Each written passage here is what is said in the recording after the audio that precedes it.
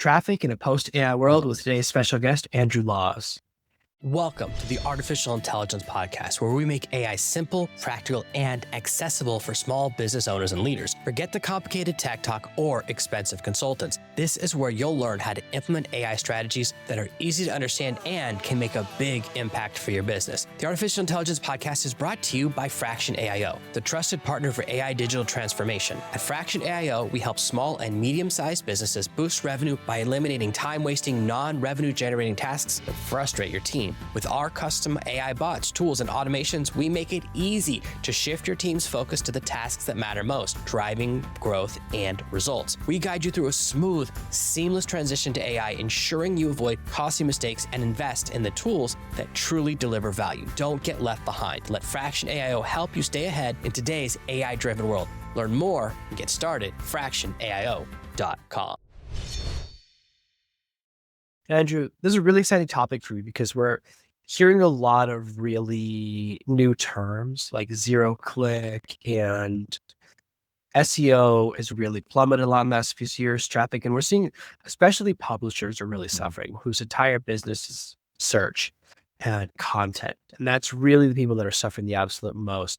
I know that for other types of businesses, they're trying to find ways to generate, and then the cost for advertising is going down. It's really a tough time in this world, and we're trying to figure out what the future is going to be. And it's, if I do a search on Google, I'm lucky if 3 out of the 20 things on the page are not paying to be there. Like, you're never seeing the actual answer to your question. What AI has done, in my opinion, is taken us back to 30 years ago when you search and you'd actually see what you were looking for. So you'd find the answer, but we're definitely seeing a lot of smaller businesses go under and suffer already. So really, is what's happening with search? Like, you think it's going to continue to exist? Are people still going to search and find websites, or is that kind of over forever? It's not over forever, but it's evolving much faster than I think anybody, including people in the industry, could have foretold. Google's been trying to keep people off your website for many years, and the attitude to a lot of people in SEO is, okay, we might not be able to get as many people to your website now, but we'll still get people to your brand in some way they can take action. So it all started with what we'd call the SERP features, the little piece that people also asked, and then they start showing images, and then there'd be the knowledge graph, the bit at the side. And increasingly, Google was trying to keep people on their page so that they can sell advertising. And it is tough for businesses, especially small businesses, but there's also quite a lot of opportunity here. So when I first started doing this about 30 years ago, I really got into SEO because it was a David versus Goliath thing. You could be a tiny little company and you could beat the big guys. And Google came along and followed up with that for a little bit, but then it became, if you spend a bit of money on advertising, that will help get people. And the balance gradually tipped. And I think we're now back in a place where if you're a really big company and you can afford to have a whole suite of writers and a massive website that's worked on constantly by a team of people, you're going to do better than the small guys. Whereas with AI search, or the AI method, I don't even want to call it search, the AI method of finding information, it does offer some opportunities for the real small guys again, because if you create better information, AI searchers are more likely to use that than they are just the sheer volume. This is why some of the bigger companies with very large websites that haven't strategically planned out their content are starting to suffer. One of the things that I wonder about is almost like if Google's killing their own business, if I can't find anything for what I search, if it's just going to give me an answer like any other AI, everyone's just going to switch to ChatGPT. Like, most people, when you say AI, they just think ChatGPT. Just like when you say search, they think Google. Yeah. So it's very interesting to me. It seems, I don't know that it's a long-term business model where you no longer are a search engine. Like, it doesn't do that anymore. It really just gives you a short answer surrounded by ads. It's like, at least with ChatGPT, I'm not surrounded by ads if I'm going to choose between the two things. There's quite a lot of neutrality in chat AI results, because they're not going to be influenced by the same things that search results are. They look for the same things when they're trying to decide how important or reliable an answer is. But I think I'd probably trust almost any LLM, Claude, and GPT, any of them, I think I'd probably trust them more than Google at the moment, because I think Google have been caught napping with this. It's odd how they're suddenly scrabbling to get a seat at the table. They should have been there first, shouldn't they? The biggest tech company in the world. Yeah, I think that one of the things that interests me is that for a long time, the quality of content has gone down and down because you're writing a little bit for the readers and a lot for the spiders, a lot for the AI search engines. So you're trying to have, I have to have the right ratio of keywords, the right ratio of tags and meta tags. And there's always these new algorithms to your article has to be 750 words, 1,000 words, 1,500 words, 3,000 words. And there's all these little tricks to ranking, right? And it's like a game. If you could reverse engineer the recipe, you would rise to the top. But the quality of the content was always diminishing. Whereas now, if I'm not targeting that and I can just write a great article and it's about the content, not about the ratio of keywords and how many words are bolded and italicized and all of that stuff, it seems like it's an opportunity for good content to start to get noticed again, for content quality to be the most important thing, which is what it originally was. Like the whole point of a search engine is find me the best version of what I'm looking for.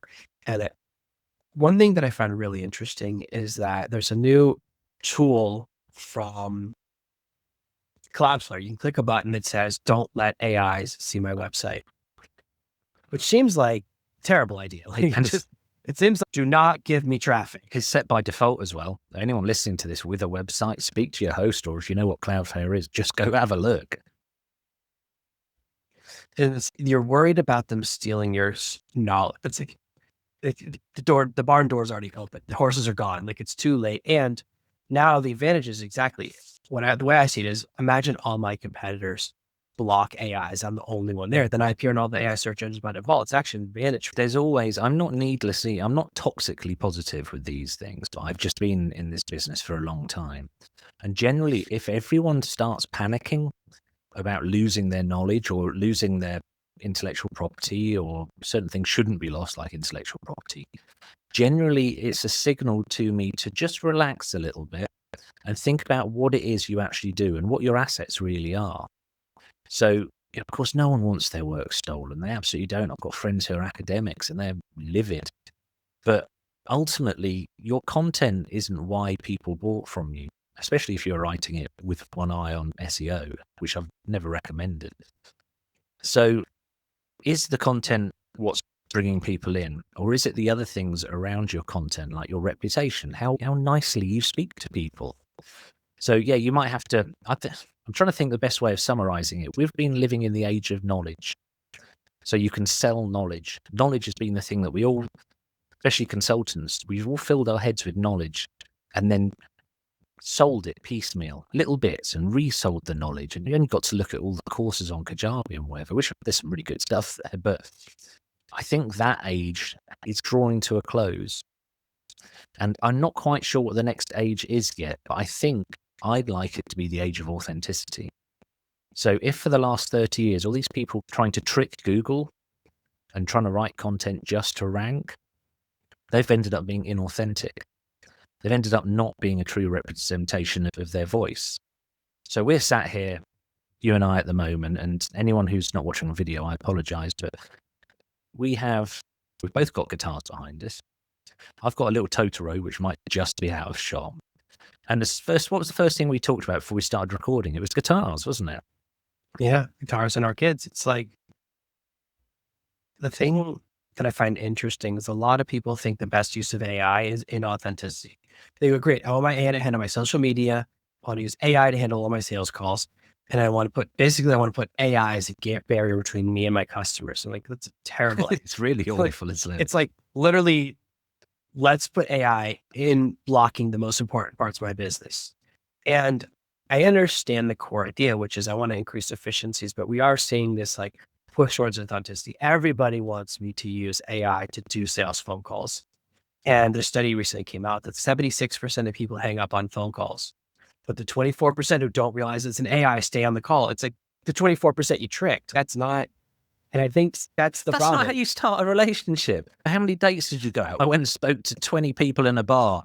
4 of them didn't realize I'm an idiot and agreed to a date. What are you doing? Exactly. Now it is a strategy. It's just a bad one. And I think that we're entering an area of fragmentation where we're seeing a lot of this with tools like Patreon and a lot of markets where now you can support the individual creator. You can subscribe to someone's YouTube channel and you can do super chats. There's these things that allow you to directly communicate, and that only works up to a certain size. Once you get past a certain size, there's no longer the value. If I message someone who has 1,000 subscribers, they're going to respond.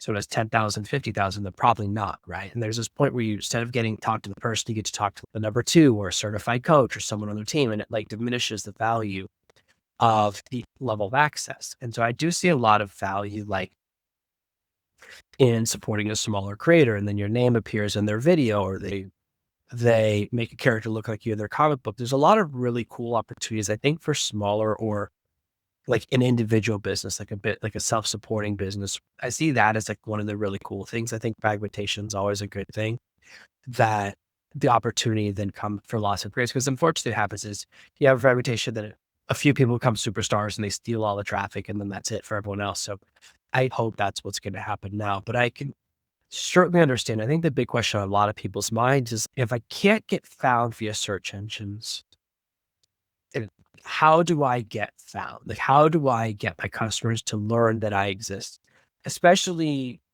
outside of paid advertising? What's the organic method that's replacing SEO? What's a new way for people to discover me naturally? The same way people have discovered businesses since millennia ago, doing really good things, building a strong network, really old-fashioned business things. And yes, you can't scale as fast necessarily unless you hit that sweet spot where you've got something everybody wants. But looking at the bigger picture, I have to ask myself, what was the drive between this what was behind this hustle culture of start a company, scale, fast, everything's hormosy, everything. We have someone called Stephen Bartlett over here. Everything's just like hustle, push, never sleep, work 80 hours a week. And I'm too old for that now.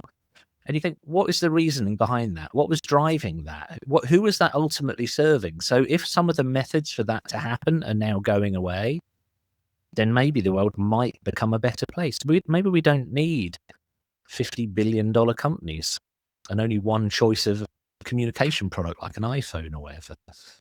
Because I'm old enough to remember what certain parts of the world were like before that. I'm a Gen X, white-haired, middle-aged man. I remember here in the UK, I remember only having 3 TV channels. And we used to go to school the day after and everyone would watch the same thing on TV, and it was nice. And I'm not being a Philistine. I'm not saying let's go back to the Stone Age where everything was simpler and the golden days. No, today's world is much, much better than it has ever been. But I think some of these stories of just get big, some of that drive, I think, is it running its course? Have we had enough of that now? I think for me, one of the best examples is what's happened in the world of comedy. So it used to be, as a comedian in America, you'd try and get on a late night TV show, and then you get on a network show. You did a good job. You get one chance. You tell your jokes. If you do good enough, they go, we need to put you in a sitcom. And you get your TV deal. That's really was the method of success in the 70s, early 80s. And then after that, it was do a special on Comedy Central. Then you get put in a movie, right? Now you can have a podcast, grow it, and then you have subscribers to your Patreon, subscribers to you, and then you do live shows, and you can have this new method to success that no longer requires to be on a television show. And I really see this as an adaptation to the market more than anything else. It's going, I can build a small audience. I don't need millions of people to watch. We have 10,000 people pay $10 a month. That's an amazing life. That's amazing. Yeah, I'll take that. I'm killing. And it's exactly, and it's like, that's compared to, who watches television shows, it's so fragmented. You don't have control. You have to have like an agent takes a piece, or lawyer takes a piece, or manager takes a piece. And it's like swallow, and you can get canceled.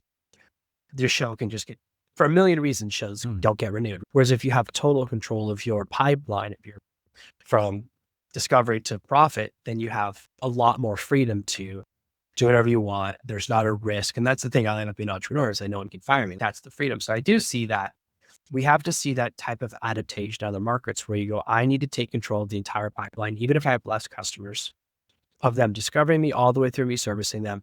And especially if you're in any form of entertainment or any form of content delivery, like we're seeing a big shake up in America in a lot of the publishing industries, like the comic book industry. The main distributor just declared bankruptcy. Really? So tons of comic book publishers are going to go out of business. Like basically every comic book in America is sold by one company. They're called the physical ones, and that company just declared bankruptcy a few months ago. And that is, so all these people they owed money to are, wait, what? We sent you, they're going to, and so it's leading to that thing, which is you have to find a way to adapt to this new world and see the ways people shop. And I go through the same thing. I remember I was like, I would never buy something from my phone. That's insane. When everyone else was doing, I was like, no way. And it's before that, I was like, I wouldn't use a computer. I would never. And we eventually get pulled along, kicking and screaming into the way people purchase and understanding the behaviors of our customers. And so I think that we've gotten so used to organic search and this as a method of traffic generation that we just have to accept that era is shifting. And now it is the era of, again, there's an opportunity where quality rises to the top. And there's still opportunities in social media. And I think we're seeing social media networks are going to fracture in the same way. We're seeing some of that. They already are. I can't keep track of, I know a lot of people jump ship from Twitter to Blue Sky, but beyond that, I'm now seeing platforms as a professional in the field and going, I have never heard of the platform. And it's got a lot of users. Yeah, there's so many social media networks that are huge.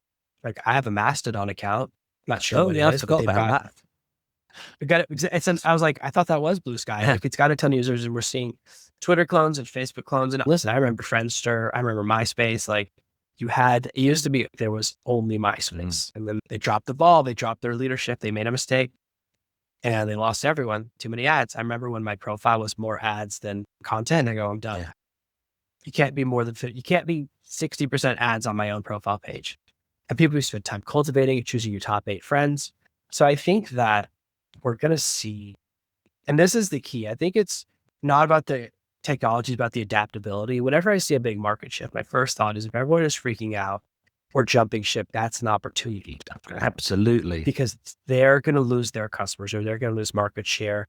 And I've really moved. I've done a huge growth on Pinterest. I really focused on that for 2 years. It's been a massive growth for me. And I never looked at it before I started using it. And it's just been massive growth. Huge amount of my audience comes from there. And then really growing on LinkedIn, which is how a lot of people find me, where more people watch the show on LinkedIn than on YouTube. So you don't know where it's going to be, but it starts with this idea of where's my audience? What do they like?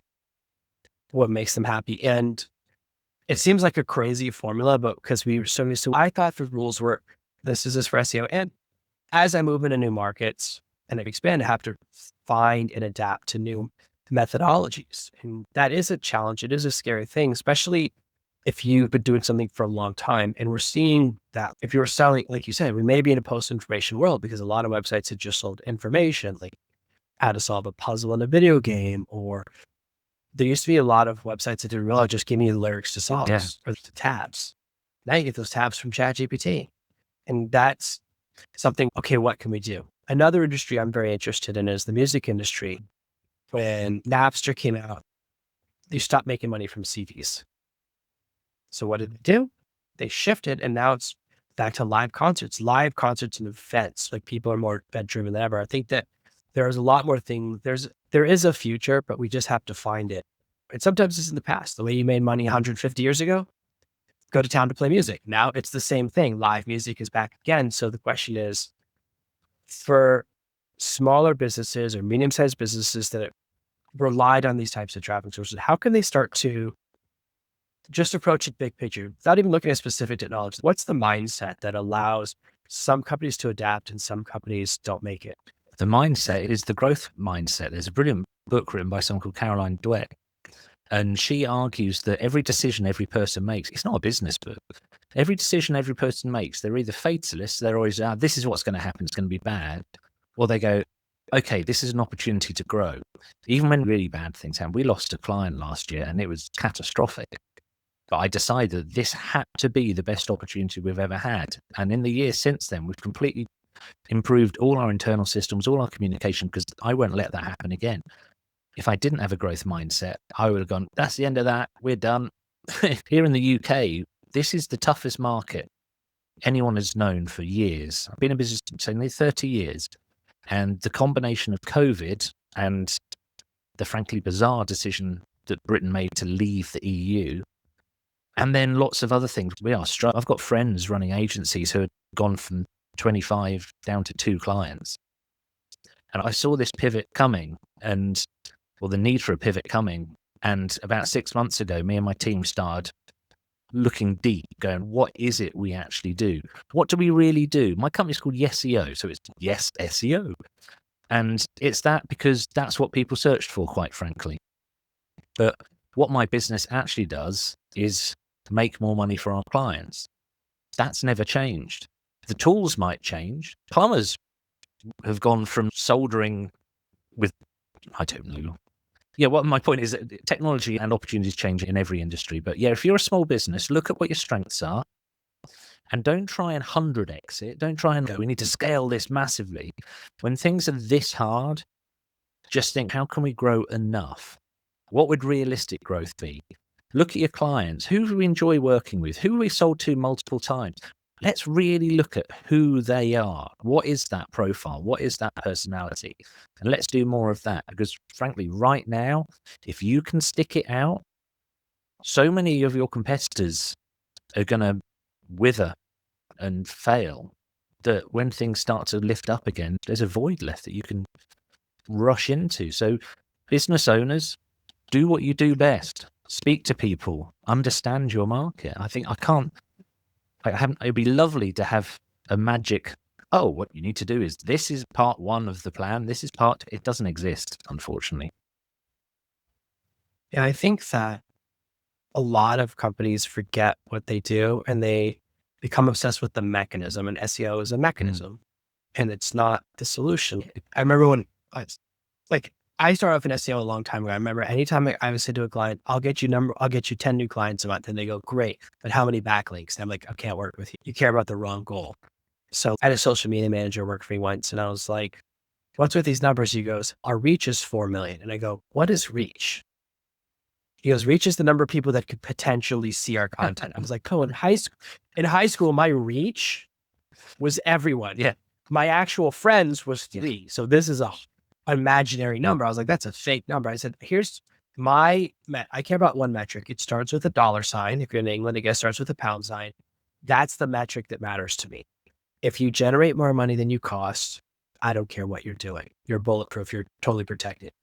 But as soon as we look at the wrong metric, and I think that's the same thing. That's why this episode is about traffic rather than SEO in a post-AI world, because if SEO is over, then it's a short conversation, right? But it's like traffic is, I have a business that works. I have a funnel that works. I just need people to see it. I remember this happened to me a long time ago. One of my dad's friends owned an amazing music store. He had the most beautiful website I'd ever seen. Absolutely beautiful for a music store, beautiful instruments, completely designed in Flash, which meant Google couldn't see it. It couldn't even search results. So I was like, he was like, how come we don't make any sales from the website? I go, no one's ever seen your website. It will never appear. You built something beautiful. Unfortunately, that's in Flash, and Flash basically encodes the back end, the best way to say it. So you can't really see the language, which means that Google doesn't know what the website's about. And that's an unfortunate thing. That's why we don't see a lot of interactive websites. Remember, you used to be able to move around the mouse and music would happen or things would move around. A lot of cool animations. That's all gone because of Google. They killed beautiful websites. That's your quote for the episode. Google killed beautiful websites. All websites now basically look the same. They all almost have the exact same WordPress, like newspaper layout, unfortunately. So that's the problem again. It's the mechanism, right? It's okay. This tool doesn't work anymore. What's another way for people to find us? How can we get discovered? So traffic is most businesses, that's the struggle. I often say, and sometimes there's other problems in a business. It's not always a traffic problem. Sometimes it's a pricing problem. So if you get one customer a year, but they pay you $10 million, you're fine. So it can be a pricing thing, but it's about the right customers and there's other elements. But I think that we are at a time where it's very trying and we're overwhelmed with communication messages and a lot of people right now are using AI to flood their communication channels. Oh, with AI, I can send more messages than ever before. I can use AI voices. I can text. I can email in. It's the thing that happens in this. I could tell because it's all men doing this because women have experienced this where you receive too many messages a day, too many men flirt with you, you just shut down the walls. And it's exactly the same thing, which is that I get so many inquiries to be on this podcast that I don't read any of them. There's probably some diamonds in there. But once you get to the point where all you're doing is making nobody check their email anymore. And that's what's happening in the strategy is, and we're seeing a lot of people employed. It's like now with AI lead gen, you can send 50,000 emails a day. And it's AI lead gen, no one's you can reading it. have 50,000 emails ignored a day. And that's exactly it. It's like you have to think about what's your goal. Is your goal how many messages you send a day? In that case, it's the perfect tool. If your real metric is sales or potential customers, that's very different. And I think that's an important lesson, which is to think, who is my ideal customer? What's the best way to get their attention? And I'm seeing there's a massive shift right now towards referral. So if I'm looking to hire a new coder, I would rather get a referral from someone else than go through the nightmare right now, like the recruiting industry, jobs industry. There are so many AI generated resumes. I've had people on interviews using ChatGPT. I'm like, I can tell you're doing it. What's happening? What's the point? You're just trying to trick someone long enough to get to the first paycheck and then get fired. It's a horrible life strategy, but it seems like it's become very common. And the market's inundated. It's the same thing. Like I said, when you get inundated with too many messages, now you post a job on LinkedIn or anywhere, you get 600 messages the first day. By the end of the week, you have 5,000 people apply for your job, and probably 3 of them are real resumes. So you have this, when you get too many messages, you just don't listen to any of them. So it's really this challenging place of how do I get noticed in a way that you said is authentic and is not, if everyone else is doing that, do something different. Absolutely. So I rejected a lot of kind of common business logic and business teachings when I first started in business. That turned out to be a mistake. But one thing I would stick with is let your weirdness through. Just, don't, if you try and turn up looking like you think your audience thinks you want you to look, you're going to appeal to nobody at all.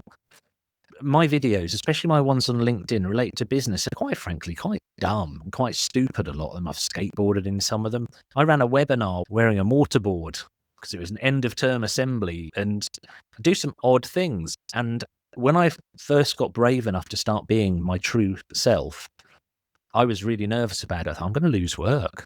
People are going to look at me and think he's unprofessional. But what actually happened was people started saying, I also think that's funny. I get your sense of humor. And you know what? Those people are really nice to work for. People who I've pre-filtered the whole of LinkedIn by posting content that most people don't align to. So one of the things that reminds me of is that I ran into someone one time at the conference and go, oh my gosh, it's so nice to meet you. We've never met before. He said, we've met before. And I was like, maybe you should be more memorable. So what I mean, like, fair. and that's the thing is, maybe it's not my fault that I don't remember you. And that's the thing that, like, exactly, I think this is a great lesson for anyone. It's be interesting. We all remember a public access or a local commercial by a small business where the guy's dressed like a king or wearing a silly costume. Those are the ones we remember. We don't remember the really good professional ones. We don't remember like I said, the LinkedIn posts that look like everyone else. And I think that there is something in having an element of individuality that we think what we do is we go, I'm going to do what I think everyone else wants instead of what I want. And dangerous.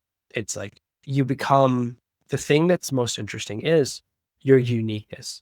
Nothing I sell is unique. It's a commodity. Search engine optimization, traffic, it's as in other people sell the same thing, right? So why would you buy from me? It's because I'm interesting, or you like me, or you like my content. And if it's the same as everyone else's, then I'm not going to be remembered. No. And I'm not saying, I know you're not saying this either. You haven't got to be wacky. I'm not saying go nuts. I'm saying just let yourself come through. Just that's it. And if you People never talk about their hobbies on LinkedIn. Some people get really sniffy about it. Oh, it's not Facebook. We don't talk about your hobbies. I sure as hell need to know about people's hobbies on LinkedIn, because what else am I going to talk to them about? Business stuff?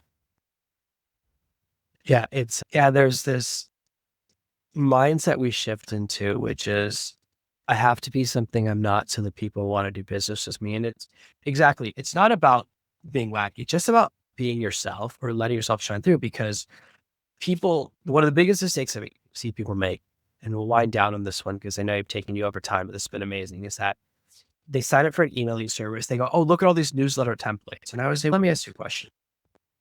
What are you more likely to open, an email from Amazon or an email from Jonathan? At Christmas, some families in America will send out a newsletter, which is, they write the same letter to everyone. They photocopy it, and you get like all the things that their family's been up to this year. Nobody reads those And nobody cares. because it's impersonal. Yeah. Whereas if you get a message, if you get a postcard, like how rare, they're short, it's got a picture, and it was sent, like it's sent with love. And also, like, it feels really good because you get them so rarely. I haven't had a postcard in like 20 years. I was talking to a friend about this the other day, but it has this personalization element. If it feels like it's from a person, that's really magical. And I think that's where you can shine through, is that. I was only just looking over because there's a postcard up there. Look at this. I have this postcard up in my office. It's just some random beach in Germany. But I kept it. Look at that lovely handwriting. Yeah. I kept it because a friend sent me this when I was at high school. And I was selling some books, and it fell out, and I cut it and I put it on the wall because that is a personal message that's talking about the topics that we were talking about at the time. And that's one of my little reminders. Be authentic, build relationships. Don't be a jerk. Yeah. Now, this doesn't mean use an AI to send 50,000 postcards to people that are AI. No, and don't do that. And don't make it look like handwriting if it's not. A local business got called out in my town a few weeks ago for doing that. People just started comparing them because that's worse. You've damaged the trust then. You put a big dent in it. Yeah. And it's okay to send out a mass send postcard, but don't lie about it. Like, if that's the problem, is that we always think I have to pretend to be authentic when I'm not. And I deal with something all the time. It's like, I outreach most of my guests on my show, and they always are like, oh, did you message me on purpose? I was like, yes. On purpose. What? Yeah. Like, sometimes I get people, and this isn't very often. They're like, oh, you probably want someone else. I was like, then I would have messaged them. I read your profile. I looked up some of your stuff. Like, people are always surprised when I've read one of their articles or have a specific reason I want to talk to them. They're always like shocked. I was like, what do you think I'm doing here? Like, this is not like, I would not have someone on the show that I don't like, that I'm not interested in, that has no benefit to my audience. Like, this is the place of greatest authenticity for that. But we're so used to bait and switch messages. We're so used to, like, you're waiting for someone to tell you, okay, what do you really want? And then when there's not a trick, they're like shocked. And that's the key. If you can surprise people by telling the truth the whole time, then there's a huge opportunity there. And I think that's really good. Like, I know that a lot of people think the sky is falling because SEO is coming to an end, but it didn't exist 20 years ago. Businesses existed 20 years ago. It would be a nicer place if SEO had never have died, had never have existed. And I mean that from the bottom of my heart, because all SEO has ever done is try and help people. Good SEO can just amplify the excellence of already brilliant business. The whole point is, if you are on it, if your content is passionate and it's connecting to your audience, and if you take your website seriously and it's fast, you don't need SEO. That's it. You can look at the BBC here in the UK, ranks like hell for everything because they're a beloved organization that are neutral and put out brilliant information. I very much doubt they've got anyone doing their SEO. I think government departments must have SEO. Like, I feel like it would just happen. Like, it just feels like a government job. Not sure I believe that. Because it seems like every fictional character has their own Twitter and every television show, and it's like, someone must be doing all that stuff. Maybe it's all bots, but yeah, I think this is a good positive note to end on, is that even if the mechanism changes, the concept remains the same, which is create good content in a place where your audience can find it and do things that make people want to refer you. And I think you're going to see really big spikes in Like you get the right person and then suddenly you explode. Like I think that's what we're going to see more and more of, which is that it's more network based or more relationship based because exactly we're seeing a shift and I don't think it's a bad thing. I just think it's a tumultuous thing. Well, that's a lovely way of describing it. I really like that, Jonathan. I think my positive note would be if you're a business owner listening to this, you've already got everything you need to succeed in the age of AI, probably more so than you did in the age of information. That's it. It's a bit like the end of a movie, like the answer is within you, but it is. Yeah. It is. I think that we always see these and there's always periods where lots of businesses fail and a new business to start up. I think as much as we're going to see tons of businesses shut down, I think we're going to see a lot of startups right now. Suddenly people are like, oh, I can do that myself. And I think it's an exciting time. I think this has been really informative, Andrew, for people who are interested in your business, SEO, or kind of this concept of the good stuff rising to the top. Where can they find out what you're doing or maybe see you on LinkedIn, see some of the content you're putting out there and maybe even feel like they're a good fit to work with you? Sure. Just look me up on LinkedIn. My name's Andrew Laws. There's not many of us on there. I've got white hair. So if you see all the little thumbnails pop up, I'm the Andrew Laws with white hair. And you can find me on my podcast, which is called the Business Amplifier Podcast. And we are on YouTube and all the channels. Just come and say hello. I've got a really nice question I ask people when they connect to me on LinkedIn. I say, what would your entrance music be if you had music playing every time you walked into a room? And actually, I get quite a lot of replies. People go, look, we don't need your services, but thank you for that message because it's fun. Well, that's wonderful. So we'll make sure to put that in the show notes below the video on YouTube and everywhere else. Make sure people can find you. Thank you again so much for being here today, Andrew, for an amazing episode of the Artificial Intelligence Podcast.